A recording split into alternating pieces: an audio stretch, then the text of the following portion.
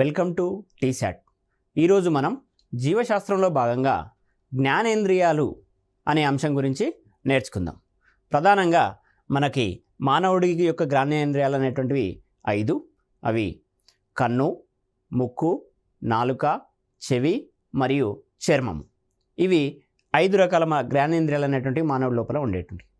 జ్ఞానేంద్రియాలు అనగా బాహ్య ప్రపంచంలో జరిగే మార్పును గుర్తించి ఆ మార్పుకి అనుగుణంగా ప్రతిస్పందించేటువంటి అవయవాలనే జ్ఞానేంద్రియాలు అని పేర్కొనడం అనేటువంటిది జరుగుతుంది. ఈ జ్ఞానేంద్రియాలు అనేటువంటివి స్పర్శగ్రాహకాలు అని అంటే క్షోభ్యతకి గురయ్యేటువంటి గ్రాహకాలనే స్పర్శగ్రాహకాలుగా పేర్కొంటాము. ఈ స్పర్శగ్రాహకాలని కలిగి ఉండి ఏర్పడినటువంటి అవయవాన్నే జ్ఞానాంగము అని పేర్కొనడం జరుగుతుంది. మనకి ప్రధానంగా 5 రకాల జ్ఞానేంద్రియాలు అనేటువంటివి ఉన్నాయి. ఒక్కొక్క జ్ఞానేంద్రియం గురించి నేర్చుకునే ప్రయత్నం చేద్దాం.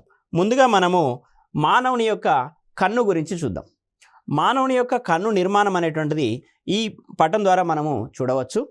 మానవుని యొక్క కన్ను లోపల మనకి ప్రధానంగా మనము నేర్చుకోవాల్సినటువంటి అంశాలు శుక్లపటలము, అదేవిధంగా రక్తపటలము, నేత్రపటలము అనేటువంటి మూడు భాగాల గురించి ప్రధానంగా మనం ఫోకస్ చేయాల్సినటువంటి అవసరం ఉంది. ఎందుకంటే మనకి పోటీ పరీక్షల లోపల ఇంతకుముందు అడిగినటువంటి అంశాలన్నీ కూడా శుక్లపటలము, రక్తపటలము, నేత్రపటలం అనేటువంటి 3 భాగాల నుంచి రావడం జరిగింది. ఇవి ఈ అందచుక్క, పచ్చచుక్క అనేటువంటి ఒకే ఒక అంశాన్ని నేర్చుకుంటే సరిపోతుంది. ఒక పదం ద్వారా వీటిని నిర్వచించవచ్చు. వాటిని అడిగేటువంటి స్కోప్ కూడా మనకి చాలా తక్కువగా ఉంటుంది. సో ఈ విధంగా కార్నియా అంటే ఏంటి, శుక్లపటలంలో భాగమైనటువంటి కార్నియా గురించి, రక్తపటలం గురించి, నేత్రపటలం గురించి మనము నేర్చుకుందాము. మిగిలిన అంశాల గురించి కూడా మనము నేర్చుకునే ప్రయత్నం చేద్దాం. మానవ కన్ను అనేటువంటిది జ్ఞానేంద్రియాల్లోకెల్లా అతి ముఖ్యమైనటువంటి నిర్మాణం. జ్ఞానేంద్రియాల్లో ముందుగా మనము మానవ కన్ను గురించి నేర్చుకుంటున్నాం. ఈ మానవ కన్ను అనేటువంటిది జ్ఞానేంద్రియాల్లోకెల్లా అతి ముఖ్యమైనటువంటి నిర్మాణము.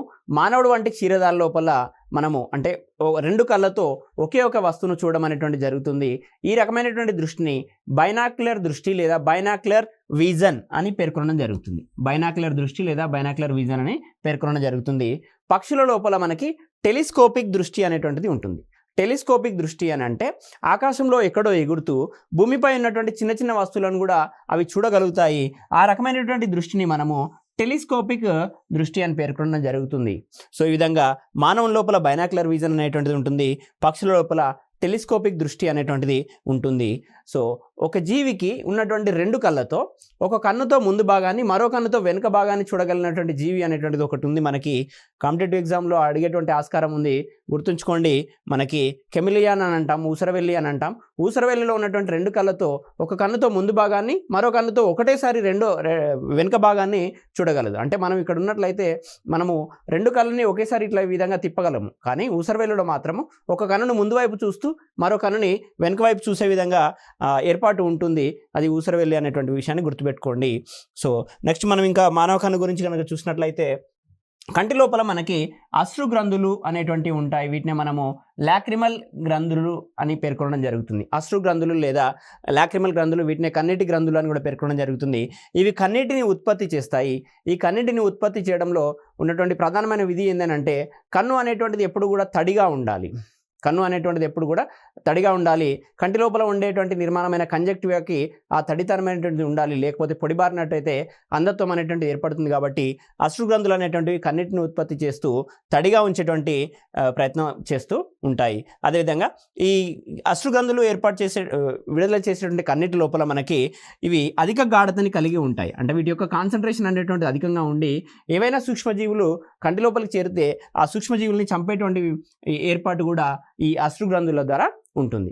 ఇది అశ్రు గ్రంథులు లేదా లాక్రిమల్ గ్రంథుల యొక్క విధి. సో మానవ కనుగుడ్డును కప్పుతూ ఉండే పారదర్శకమైన మరియు పారదర్శక అంటే ట్రాన్స్పరెంట్ అని చెప్తున్నాం, సున్నితమైనటువంటి ఈ నిర్మాణము. సున్నితం అంటే సెన్సిటివ్ మనకు తెలుసు. అదేవిధంగా పలుచని, సో చాలా థిక్నెస్ అనేటువంటి చాలా తక్కువగా అనేటువంటిది ఉంటుంది. అదేవిధంగా రక్తనాళ రహిత. సో ఈ శుక్లపటలం లోపల ఎటువంటి రక్తనాళాలు అనేటువంటివి ఉండవు అన్న విషయాన్ని గుర్తుపెట్టుకోవాలి. సో పారదర్శక, సున్నిత, పలుచని రక్తనాళ రహిత పొరనే శుక్లపటలము అని అంటాము. దీనే మనం ఇంగ్లీష్ లోపల కార్నియా అని పేర్కొనడం జరుగుతుంది. ఈ కార్నియా యొక్క ప్రధానమైనటువంటి విధి ఏంది అని అంటే కాంతిని కంటి లోపలికి పంపించడం లోపల తోడ్పడుతుంది. సో ఇది కాంతిని కంటిలోకి పంపించడం లోపల తోడ్పడుతుంది. సో ఇంతకుముందు నేను చెప్పినట్లు ఒకవేళ పొడిగా మారినట్లయితే కనుగుడ్డు అనేటువంటిది పొడిగా మారినట్లయితే ఈ శుక్లపటలం అనేటువంటిది పగిలిపోయేటువంటి అవకాశం ఉంది. ఈ శుక్లపటలం పగలడం వల్ల మనకి అంధత్వం అనేటువంటిది ఏర్పడుతుంది. సో మనం వస్తువులను చూడలేని తనాన్ని మనం అంధత్వం అని పేర్కొనడం జరుగుతుంది. ఈ రకంగా శుక్లపటలం పగలడం వల్ల మనకి అంధత్వం అనేటువంటిది ఏర్పడుతుంది. అదేవిధంగా మనకి మరణించిన వ్యక్తుల లోపల ఒకవేళ ఏదైనా ఒక వ్యక్తి అవయవదానం చేయాలని అనుకున్నట్లయితే తను మరణించిన తర్వాత కనుగుడ్డులో సేకరించేటువంటి భాగమే ఈ కార్నియా. సో అవయవదానంలో భాగంగా సేకరించేటువంటి ఈ కనుగుడ్డులో భాగం ఏంటి అని ఇంతకుముందు అడిగినటువంటి సందర్భము, ఈ కార్నియాని మరణించిన తర్వాత 6 నుండి 8 గంటల లోపల సేకరిస్తారు. ఈ సేకరించినటువంటి కార్నియాని ఎవరైతే అంధులు ఉన్నారో వారికి అమర్చినట్లయితే వారికి దృష్టి అనేటువంటిది వచ్చేటువంటి అవకాశం ఉంటుంది. సో అవయవదానము లేదా నేత్రదానం లోపల కనుగుడ్డు లోపల సేకరించేటువంటి భాగం ఏది అని అడిగినట్లయితే గుర్తుంచుకోండి, కార్నియా లేదా శుక్లపటలం అనేటువంటిది విషయాన్ని గుర్తుంచుకోవాలి. సో ఈ కార్నియా పైన ఉండేటువంటి మరొక పల్చని పొర వంటి నిర్మాణాన్ని మనము కంజక్టివా అని పేర్కొనడం జరుగుతుంది. సో దీనికి ద్వారా సంబంధించినటువంటి వ్యాధి కంజక్టివైటిస్ అని అంటాము. నెక్స్ట్ స్లైడ్ లోపల మనం ఆ వ్యాధుల గురించి కూడా చూద్దాం. నెక్స్ట్ మనము కనుపాప అనేటువంటి మరొక కనుగుడ్డులోని భాగాన్ని చూద్దాము. శుక్లపటలంకి వెనుక ఉండేటువంటి పొరనే కనుపాప అని అంటాము. ఇది తారక పరిమాణాన్ని, తారక అంటే మనం ప్యూపిల్ అని పేర్కొనడం జరుగుతుంది. తారక యొక్క పరిమాణాన్ని, సో ఈ విధంగా రౌండ్గా ఉండేటువంటి తారక ఏదైతే ఉందో ఆ తారక యొక్క పరిమాణాన్ని పెంచడానికి తగ్గించడానికి ఉపయోగపడేటువంటి కండర నిర్మిత భాగాన్ని కనుపాప అని పేర్కొనడం జరుగుతుంది. సరే, మరి ఈ తారక అంటే ఏంటి అంటే ఈ కనుపాప యొక్క మధ్య భాగంలో ఉండేటువంటి చిన్న రంధ్రాన్ని తారక లేదా ఐరిస్ అని అంటాం. తారక లేదా ఇంగ్లీష్ లోపల ఐరిస్ అని పేర్కొనడం జరుగుతుంది. కనుపాప అనేటువంటిది కండర నిర్మాణము. ఈ కండర నిర్మాణం అనేటువంటిది తారక యొక్క పరిమాణాన్ని పెంచడానికి మరియు తగ్గించడానికి ఉపయోగపడుతూ ఉంటుంది. మరి ఈ తారక యొక్క విధి ఏంటి అని అంటే దీని ద్వారా శుక్లపటలం నుంచి మనం ఇంతకుముందే చెప్పుకున్నాము, శుక్లపటలం అనేటువంటిది కాంతిని కనుగుడ్డు లోపలికి పంపిస్తుంది.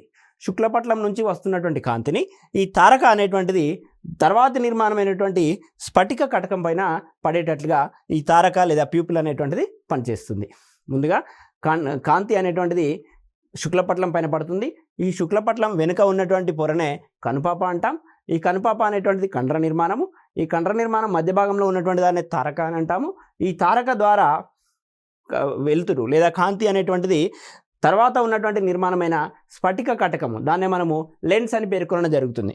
కటకము అని అంటే లెన్స్. మన కనుగుడ్డు లోపల లెన్స్ అనేటువంటిది ఉంటుంది.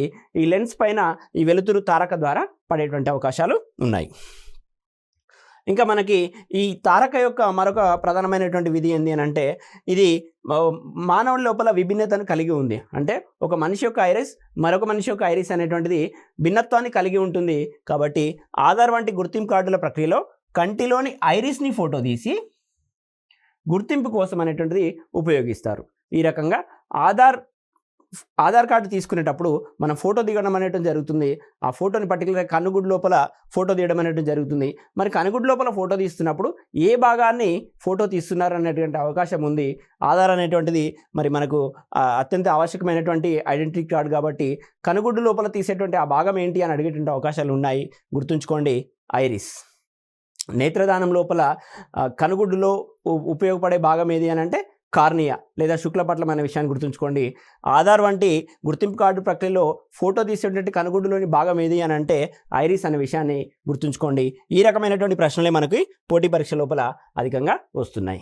నెక్స్ట్ మనకి కనుగుడ్డు లోపల ఉన్నటువంటి ఇంపార్టెంట్ ముఖ్యమైనటువంటి భాగం ఏది అని అంటే స్ఫటిక కటకము అని అంటాము. దీన్ని సింపుల్గా లెన్స్ అని పేర్కొనడం అనేటువంటిది జరుగుతుంది. సో ఇది కనుపాపకు వెనుక స్తూపాకారంగా ఉండేటువంటి నిర్మాణం అనేటువంటిది గుర్తుంచుకోండి. దీన్ని అడ్జస్ట్ చేయడం అంటే దీని యొక్క పరిమాణాన్ని పెంచడం కావచ్చు, తగ్గించడం కావచ్చు. ఈ రకంగా లెన్స్ లేదా కటకం యొక్క పరిమాణాన్ని పెంచడానికి కావచ్చు, తగ్గించడానికి కావచ్చు తోడ్పడేటువంటి కండరాలని మనము శైలికామయ కండరాలు అని పేర్కొనడం జరుగుతుంది. శైలికామయ కండరాలు అని పేర్కొనడం జరుగుతుంది. ఇది కూడా ఇంతకుముందు పోటీ పరీక్షల్లో వచ్చినటువంటి ప్రశ్నయే. శైలికామయ కండరాలు లేదా సీలియరీ మజిల్స్ అని ఇంగ్లీష్ లోపల మనం పేర్కొనడం జరుగుతుంది. ఈ సీలియరీ మజిల్స్ లేదా శైలికామయ కండరాలు ఏం చేస్తాయనంటే లెన్స్ యొక్క పరిమాణాన్ని పెంచడం కావచ్చు, తగ్గించడం కావచ్చు చేస్తాయి.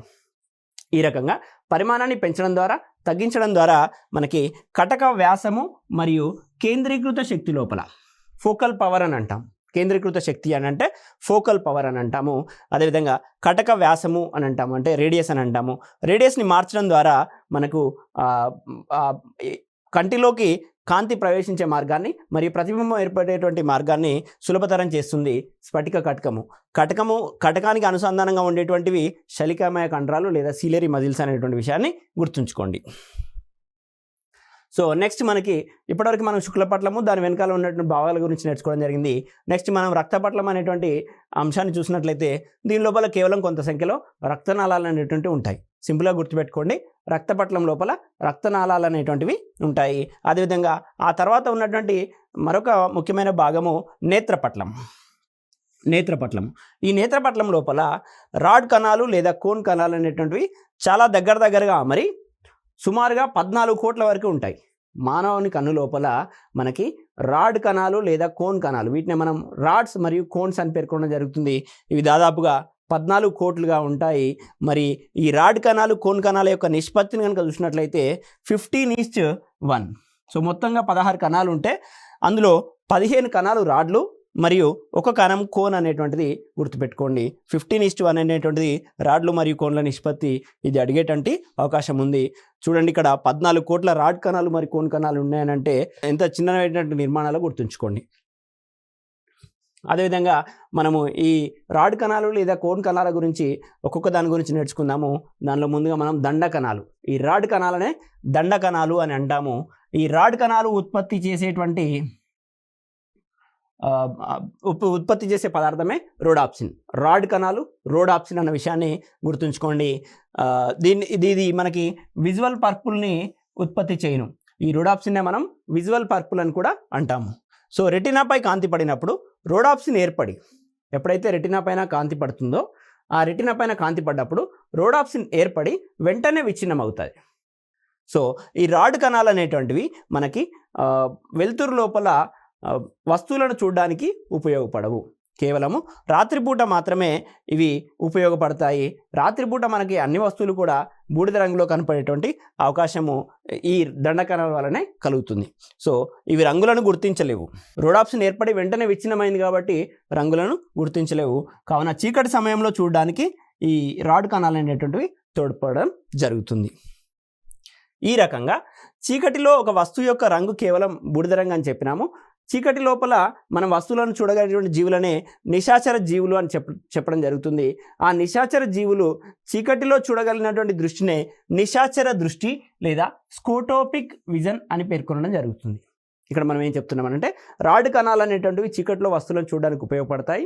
ఈ రకంగా నిశాచర దృష్టి అంటే ఏంటిదనంటే చీకటిలో ఒక వస్తువును చూడగలిగేటువంటి దృష్టినే నిశాచర దృష్టి అని, ఈ రకమైన దృష్టిని కలిగి ఉన్నటువంటి జీవులనే నిశాచర జీవులు అని పేర్కొనడం జరుగుతుంది. చీకటి లోపల మనకు అన్ని వస్తువులు కూడా బూడిద రంగులో మాత్రమే కనపడడం అనేటువంటి జరుగుతుంది. నిశాచర జీవులకి ఉదాహరణలు కనుక తీసుకున్నట్లయితే పిల్లులు, గుడ్లగూబలు అనేటువంటి విషయాన్ని గుర్తుంచుకోవాలి. ఈ పిల్లులు, గుడ్లగూబలు అనేటువంటివి నిశాచర జీవులు కాబట్టి వీటి లోపల ఈ రాడ్ కణాలు అనేటువంటివి అభివృద్ధి చెంది ఉంటాయి. అందుకే పిల్లులు అనేటువంటివి చీకటిలో కూడా వస్తువులను చూడగలిగినటువంటి సామర్థ్యాన్ని కలిగి ఉన్నాయి. కారణం ఏంటి అని అంటే ఈ దండ కణాలు లేదా రాడ్ కణాలు ఎక్కువ మొత్తంలో అభివృద్ధి చెంది ఉండడమే. సో ఇది నిశాచర జీవుల గురించి లేదా స్కోటోపిక్ విజన్ గురించి. అదేవిధంగా మరొక ఇంపార్టెంట్ విషయం ఏంటి అని అంటే దాన్ని మనం టపిటమ్ ల్యూసిడమ్ అని అంటాం. అప్పుడప్పుడు కెమెరా లోపల పిల్లి కావచ్చు, పుల్లులు కావచ్చు, పిల్లికి సంబంధించినటువంటి సమాచారం కావచ్చు, పుల్లులకు సంబంధించినటువంటి సమాచారం కావచ్చు, మన సీసీటీవీ కెమెరాల్లో నమోదైనప్పుడు మనం గుర్తించవచ్చు. వాటి యొక్క కళ్ళు అనేటువంటివి మెరుస్తూ ఉంటాయి. ఆ మెరిసేటువంటి విధానాన్నే టపిటమ్ ల్యూసిడమ్ అని అంటాము. సాధారణంగా ఇది మాంసాహార నిశాచర జీవుల లోపల ఉంటుంది. ఈ మాంసాహార నిశాచర జీవుల లోపల రెటీనాకు వెనుక ఉండేటువంటి ప్రత్యేక నిర్మాణాన్నే టపిటమ్ ల్యూసిడమ్ అని అంటాము. ఈ టపిటమ్ ల్యూసిడమ్ కారణంగానే చీకటి లోపల వాటి కళ్ళు అనేటువంటివి మెరిసే స్వభావాన్ని కలిగి ఉంటాయి. సో దీని యొక్క ముఖ్య విధి ఏంటంటే చీకటిలో మెరిసే స్వభావాన్ని కలిగించడము. దాని పేరేంటి అని అంటే టపిటమ్ ల్యూసిడమ్. ఈ రకమైనటువంటి నిర్మాణం ప్రధానంగా మాంసాహార నిశాచర లోపల ఉంటుందన్న విషయాన్ని గుర్తుంచుకోండి. అందుకే పులుల యొక్క కళ్ళు లేదా పిల్లుల యొక్క కళ్ళు మెరవడానికి గల కారణము టపిటమ్ ల్యూసిడమ్ అనే నిర్మాణం గుర్తుంచుకోండి. నెక్స్ట్ మనము దండ కణాల గురించి నేర్చుకోవడం జరిగింది. శంకు కణాల గురించి ఇప్పుడు చూద్దాం. దండ కణాలని రాడ్ కణాలని పేర్కొనడం జరుగుతుంది. రాడ్ కణాలు అనేటువంటి రోడాప్సిన్ని ఉత్పత్తి చేస్తాయి. చీకటి లోపల వస్తువులను చూడడానికి ఉపయోగపడతాయని నేర్చుకున్నాము. ఇప్పుడు శంకు కణాల గురించి కనుక చూసినట్లయితే ఈ శంకు కణాలని మనం కోన్స్ అని పేర్కొనడం జరుగుతుంది. రాడ్ కణాలతో పోల్చినప్పుడు శంకు కణాలు అనేటువంటివి తక్కువ సంఖ్యలో ఉంటాయి. 15:1 అని ఇంతకుముందు చెప్పడం జరిగింది. రాడ్ కణాలతో పోల్చినప్పుడు శంకు కణాలు తక్కువ సంఖ్యలో ఉంటాయి. ఈ శంకు కణాలు ఉత్పత్తి చేసేటువంటి పదార్థాన్నే అయోడాప్సిన్ అని పేర్కొనడం జరుగుతుంది. రాడ్ కణాలు రోడాప్సిన్ని ఉత్పత్తి చేస్తే శంకు కణాలు అయోడాప్సిన్ని ఉత్పత్తి చేస్తున్నాయి. ఇవి వెలుతురు సమయంలో కంటి చూపుకు తోడ్పడు ప్రాథమిక రంగులను గుర్తిస్తాయి. మనకి ప్రాథమిక రంగులు ఏవైతే ఉన్నాయో బ్లూ, గ్రీన్, రెడ్, బీజీఆర్ అని అంటాము. ఈ ప్రాథమిక రంగులను గుర్తించడం లోపల శంకు కణాలు అనేటువంటివి ఉపయోగపడతాయి. రాడ్ కణాలు అనేటువంటివి రంగులను గుర్తించలేవు. అవి చీకటిలో మాత్రమే వస్తువులను చూడడానికి ఉపయోగపడతాయి. కేవలం చీకటి లోపల అన్ని వస్తువులు కూడా బూడిద రంగులో ఉంటాయన్న విషయాన్ని గుర్తించాము. ఇక్కడ శంకు కణాలు అనేటువంటివి కాంతి సమయంలో కంటి చూపుకు తోడ్పడు ప్రాథమిక రంగులని గుర్తిస్తాయి. ఆ ప్రాథమిక రంగులు బ్లూ, గ్రీన్, రెడ్ అనే విషయాన్ని గుర్తుంచుకోండి. నెక్స్ట్ మనము ఈ శంకు కణాలు ఎక్కడెక్కడ ఎక్కువ ఉన్నాయి, ఎక్కడెక్కడ తక్కువ ఉన్నాయనే విషయాన్ని గమనించినట్లయితే అవే మానవ గుడ్డు లోపల ప్రత్యేక నిర్మాణాలను ఏర్పరిచి ఉన్నాయి. ఇప్పుడు తారకకి ఎదురుగా ఏదైతే కనుపాపకి మధ్య భాగంలో ఉన్నటువంటి తారక ఏదైతే ఉందో, శుక్లపట్లం వెనుక భాగాన ఉన్నటువంటి పొరనే మనము కనుపాప అని పేర్కొనడం జరుగుతుంది. కనుపాప మధ్యలో ఉన్నదాన్ని తారక అంటున్నాము. సో తారకకి ఎదురుగా ఉన్న రెటీనా ప్రాంతంలో, సో ఇప్పుడు ఇక్కడ ఈ రకంగా కనుపాప అనుకున్నట్లయితే, ఇది తారక అనుకున్నట్లయితే, ఈ తారకకు వెనుక భాగంలో ఉన్నటువంటి రెటీనా ప్రాంతంలో, ఈ ప్రాంతంలో శంకు కణాలు ఎక్కువగా ఉంటాయి. చాలా ఎక్కువగా ఉండటం అనేటువంటి జరుగుతుంది. ఎందుకంటే ఇక్కడ నుంచే కాంతి అనేటువంటిది ప్రసరించి ఇక్కడ పడేటువంటి అవకాశం ఉంది. కాంతి లోపల వస్తువులను చూడడానికి ఉపయోగపడుతుంది కాబట్టి శంకు కణాలు అనేటివి ఈ ప్రాంతంలో ఎక్కువగా ఉంటాయి. కావున ఈ ప్రాంతాన్ని మనము ఫోవియా లేదా ఎల్లో స్పాట్ అని అంటాం. పసుపు చుక్క అని ఇంతకుముందు డయాగ్రామ్లో చూడమనేటువంటి జరుగుతుంది. ఫోవియా లేదా ఎల్లో స్పాట్ లేదా మాక్యులా లుటియా, ఈ మూడు పేర్లు కూడా దీనికి సంబంధించినటువంటివే. ఫోవియా, ఎల్లో స్పాట్, మాక్యులా లుటియా అంటే ఏంటి అని అంటే తారకకు ఎదురుగా ఉన్నటువంటి రెటీనా ప్రాంతంలో, తారకకు ఎదురుగా ఉన్నటువంటి రెటీనా ప్రాంతంలో శంకు కణాలు ఎక్కువ సంఖ్యలో ఉంటాయి. మిగిలిన రెటీనా ప్రాంతంలో కన్నా తారకకు ఎదురుగున్న ప్రాంతంలో శంకు కణాలు అనేటువంటివి చాలా ఎక్కువ సంఖ్యలో ఉంటాయి. ఆ ప్రాంతాన్నే ఫోవియా లేదా ఎల్లో స్పాట్ లేదా మాక్యులా లుటియా అని పేర్కొనడం జరుగుతుంది. అదేవిధంగా రెటీనా నుంచి మనకి ఒక దృక్నాడి అనేటువంటిది ఈ విధంగా ఏర్పడుతుంది. ఈ దృక్నాడి ఏర్పడే ప్రదేశం లోపల శంకు కణాలు అనేటువంటివి ఉండవు. ఈ దృక్నాడి ఏర్పడే ప్రదేశం లోపల శంకు కణాలు అనేటువంటివి ఉండవు, కోన్స్ అనేటువంటివి ఉండవు. ఈ రకంగా కోన్స్ లేని ప్రదేశాన్నే అందచుక్క అని అంటాము. ఇంగ్లీష్ లోపల మనము బ్లైండ్ స్పాట్ అని పేర్కొనడం జరుగుతుంది. దీన్నే మనము ఇంగ్లీష్ లోపల బ్లైండ్ స్పాట్ అని అంటాము. అందచుక్క లేదా బ్లైండ్ స్పాట్ అంటే ఏంటనంటే రెటీనా నుంచి మనకి దృక్నాడి అనేటువంటిది, నాడి అనేటువంటిది మనకి తెలుసు, కన్ను నుంచి మెదడుకి సమాచారాన్ని చేరవేసేటువంటి తంతునే మనము నాడి అని పేర్కొనడం జరుగుతుంది. దృష్టికి సంబంధించినటువంటి నాడి కాబట్టి దృక్నాడి అని పేర్కొంటున్నాము. ఈ దృక్నాడి రెటీనా ప్రాంతం నుంచి ఏర్పడుతుంది. రెటీనా ప్రాంతం లోపల దృక్నాడి ఏర్పడే ప్రదేశం లోపల శంకు కణాలు అనేటువంటివి ఉండవు. అటువంటి ప్రదేశాన్నే అందచుక్క లేదా బ్లైండ్ స్పాట్ అని పేర్కొనడం అనేటువంటి జరుగుతుంది. ఇక్కడ మనకి పసుపు పచ్చ చుక్క లేదా ఎల్లో స్పాట్, మరొక అంశము అందచుక్క అనే విషయాన్ని గుర్తుంచుకోండి. ఎక్కువగా ఉంటే ఎల్లో స్పాట్, లేకుండా అసలు కోన్ కణాలు అసలే లేకుండా ఉంటే లేదా శంకు కణాలు అసలే లేకుండా ఉంటే దాన్ని అందచుక్క అని పేర్కొనడం జరుగుతుంది. నెక్స్ట్ మనము ఈ రకంగా కంటికి సంబంధించినటువంటి నిర్మాణం చూసిన తర్వాత కంటికి సంబంధించినటువంటి వ్యాధుల గురించి ఒకసారి అధ్యయనం చేద్దాం. సో కంటికి సంబంధించినటువంటి వ్యాధులలో మనకి ముందుగా నేర్చుకోవాల్సింది గ్లూకోమా అని అంటాము. అంటే ఎప్పుడైతే తీవ్ర ఒత్తిడి మరి నిద్రలేమి వంటి కారణాల వల్ల కంటిలోని ద్రవ పదార్థం అనేటువంటిది, కంటిలో మనకు ఉండేటువంటి లిక్విడ్ ఏదైతే ఉందో విటియస్ లిక్విడ్ అనేటువంటిది కనుగుడ్డిపై ఒత్తిడి కలిగించడం వల్ల అది వాచి, సో స్వెల్లింగ్ అనేటువంటిది కలిగి తెలుపు లేదా నీలి రంగులోకి మారుతుంది. ఈ రకంగా తెలుపు లేదా నీలి రంగులోకి మారే ఈ డిసీజ్నే మనము గ్లూకోమా అని పేర్కొంటాము. ఇది ఎక్కువగా చిన్నపిల్లల్లో కనిపిస్తుంది అనే విషయాన్ని గుర్తుంచుకోండి. తీవ్ర ఒత్తిడి నిద్రలేమి కారణంగా కంటిలోని ద్రవ పదార్థం అనేటువంటిది కనుగుడ్డు పైనే ఒత్తిడి కలిగిస్తుంది. కంటిలో ఉన్నటువంటి ద్రవ పదార్థం కనుగుడ్డు పైనే ఒత్తిడి కలిగించడం వలన కనుగుడ్డు అనేటువంటిది వాచి తెలుపు లేదా నీలి రంగులోకి మారుతుంది. సో ఈ రకంగా మారడాన్ని గ్లూకోమా అని అంటాము. ఇది ఎక్కువగా చిన్నపిల్లల్లో కనిపిస్తుంది. ఇది కంటికి సంబంధించినటువంటి ఒక వ్యాధి. మరొక రకమైనటువంటి వ్యాధి సాధారణంగా మనము చూసేటువంటి వ్యాధి, దీన్నే మనము కటరాక్ట్ లేదా శుక్లాలు ఏర్పడము అని పేర్కొంటాము. సాధారణంగా మనము సైట్ చెకప్కి వెళ్ళినప్పుడు డాక్టర్స్ అనేటువంటివి కటరాక్ట్ అనేటువంటిది ఇనిషియల్ స్టేజ్లో ఉంది, జాగ్రత్త పడాలి, లేదా కటరాక్ట్ చాలా ముదిరిపోయింది, దాన్ని తీసేయించుకోవాలి అని చెప్పడం అనేటువంటిది సాధారణంగా మనం వింటూ ఉంటాము. మనకి ప్రభుత్వాలు అనేటువంటివి వృద్ధుల లోపల కంటి శస్త్రచికిత్సలు నిర్వహించడం అనేటువంటి జరుగుతుంది. ఆ శస్త్రచికిత్సలు అనేటువంటివి కూడా కట్రాక్ట్కి లేదా శుక్లాలు ఏర్పడము అనేటువంటి వ్యాధికి సంబంధించినటువంటిది. ఈ ఏర్పడేటువంటి శుక్లాలను రిమూవ్ చేసినట్లయితే కంటి చిప్పు వృద్ధి చెందేటువంటి అవకాశం ఉంటుంది. కంటి చిప్పు వృద్ధి చెందే అవకాశం ఉంటుంది. మరి ఈ శుక్లాలు ఏర్పడము కట్రాక్ట్ అంటే ఏంటి అని అంటే, శుక్లపట్లం అనేటువంటిది ఉంది కదా, కంటి యొక్క ముందు భాగమైనటువంటి శుక్లపట్లం ఉంది కదా, ఈ శుక్లపట్లం కింద కొవ్వు అనేటువంటిది పేరుకుపోయి, ఏదైతే ఫ్యాట్ ఉందో ఆ ఫ్యాట్ అనేటువంటిది పేరుకుపోయి ఈ కటకం అనేటువంటిది దళసరిగా మారడం, ఏదైతే లెన్స్ ఉందో ఈ కొవ్వు పేరుకపోయిన కారణంగా లెన్స్ అనేటువంటిది దళసరిగా మారుతుంది. ఈ దళసరిగా మారినటువంటి లెన్స్ అనేటువంటిది సంకోచ వ్యాకోచాలు అనేటువంటి ఇబ్బందిగా మారి దృష్టి సమస్యలు అనేటువంటివి వస్తాయి. సో కాబట్టి ఈ కొవ్వు పేరుకుపోయినటువంటి ఆ పొరని రిమూవ్ చేయడాన్నే శుక్లాలను తీసివేయడము అని అంటాము. సో రకంగా కొవ్వు పేరుకుపోవడాన్ని శుక్లాలు ఏర్పడడం లేదా కట్రాక్ట్ అని అంటాము. సో ఈ కొవ్వు పేరుకుపోయిన కారణంగా కటకము సరిగా దృష్టిని కేంద్రీకరించలేదు. సో ఈ రకమైనటువంటి వ్యాధిని మనము కట్రాక్ట్ అని పేర్కొనడం జరుగుతుంది.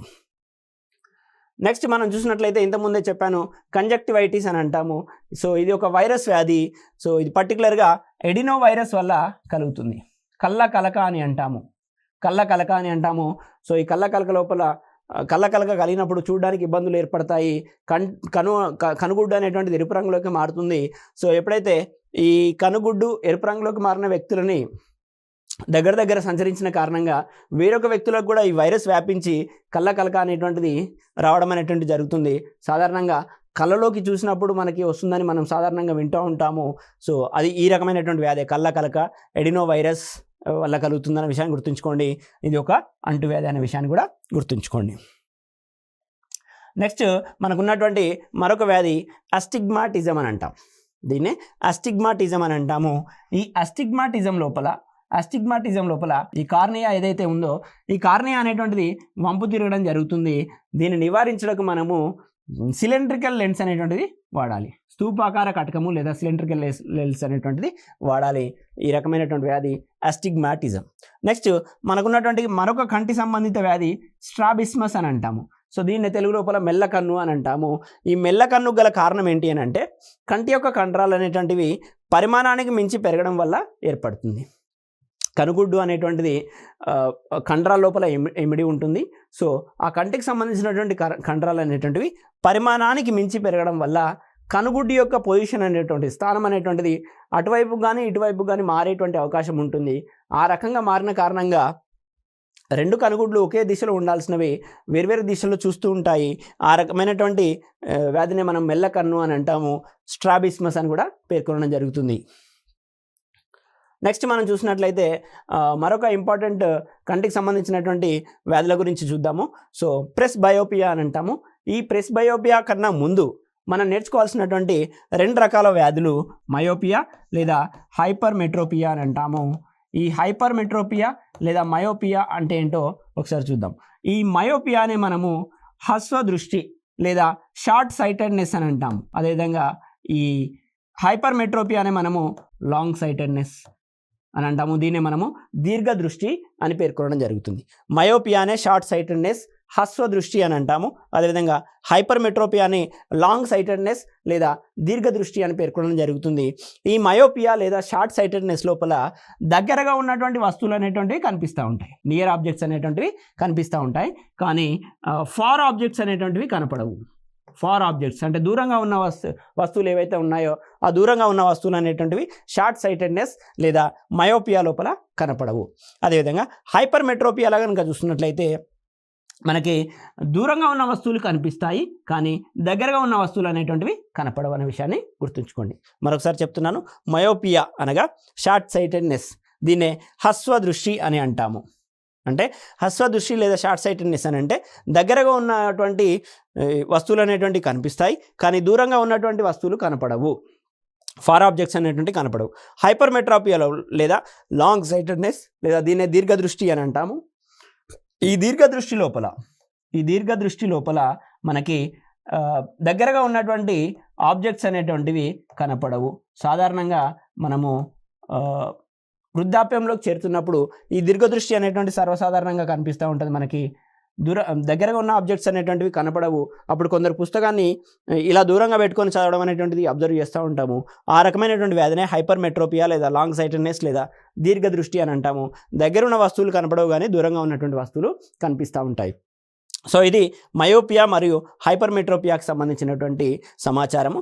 అదేవిధంగా మనకి లాస్ట్ ఇయర్ గ్రూప్ 1 ఎగ్జామ్ లోపల ఈ 2 వ్యాధులకు సంబంధించినటువంటి కరెక్షన్ గురించి అడిగారు.